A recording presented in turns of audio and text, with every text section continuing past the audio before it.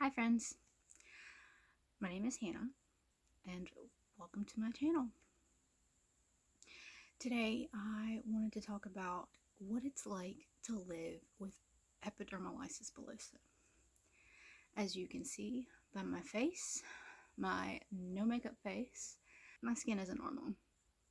These right here and this right here and over here is all a result of what it's like to live with epidermolysis bullosa. This is a rare genetic skin condition that I was born with. I was diagnosed pretty much at birth, about 6 weeks after I was born, and I've lived with it my entire life. It's been a road of ups and downs for sure. So basically, I was diagnosed at birth with this condition. I've lived with it for my entire life. There is no cure for it. My specific type means that I'm missing a protein in between the epidermis and the dermis layers of my skin. And that protein forms these kinds of hooks that connect the two layers of skin, and which therefore leaves them sitting like this. And that makes it easy when friction happens, like if I'm walking too much or if I bump up against something, that the layers separate and they either form a blister, like a water blister on top of the layer of skin, or they just completely tear and leave the skin raw. It's not fun. It can be super painful, but that's what it is. That's my life. That's how I've had to live with it since birth. I started taking care of myself at a pretty young age, probably around 5 or 6, and for the most part I've been taking care of myself since. There are situations where I do need help taking care of myself, like help from my mother or my brother. Other than that, mostly I just take care of myself. I can't do a lot of physical activities. I can't do heavy labor, like lifting things that are too heavy. I can't do a lot of walking, do a lot of exercise. Not a fun job.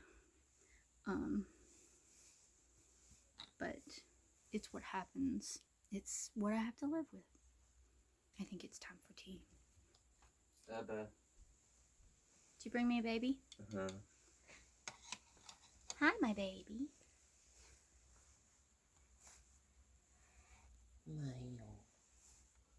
She really don't like that. No, she doesn't like to be transferred.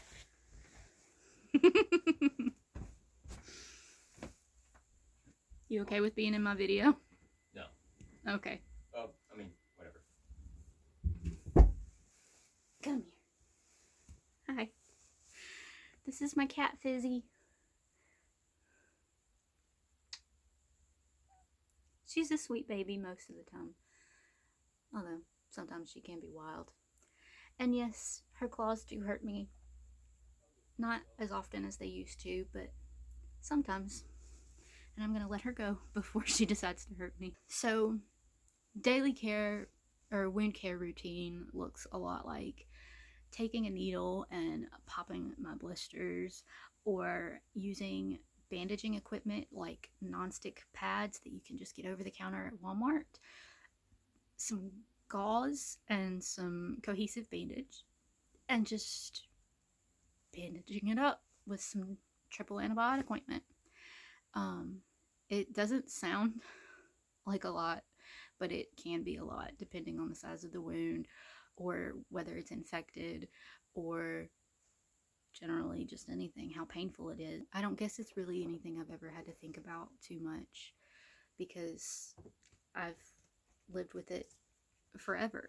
It's not easy to live with a chronic illness.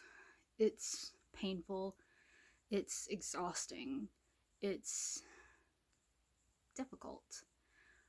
I don't really know how to put it other than that. It takes a toll on not only your body, but your mind. It's just painful. It requires patience. It requires concentration. It requires understanding. I don't know how to put it other than that. It's just difficult. It limits my abilities to do things that normal people would do, like work in a restaurant to earn some extra money. I can't work in a food industry or work in some kind of job that requires heavy lifting, like unloading shipments at some kind of store. I can't do that. It's definitely not fun. It inhibits my ability to walk sometimes. So sometimes I get out of bed and discover, oh, look, I'm going to have trouble walking this morning. Or sometimes I can't even walk until I take care of whatever it is that's keeping me from walking, like a blister, or not usually a raw place, but definitely a blister.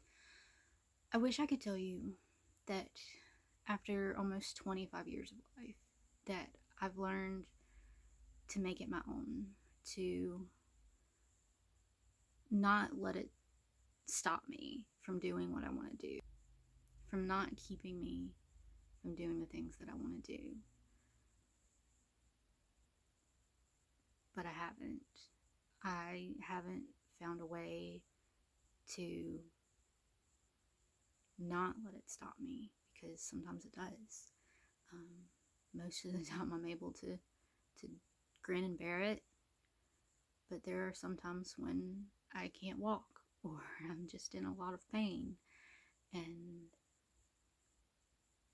I can't help but let it stop me.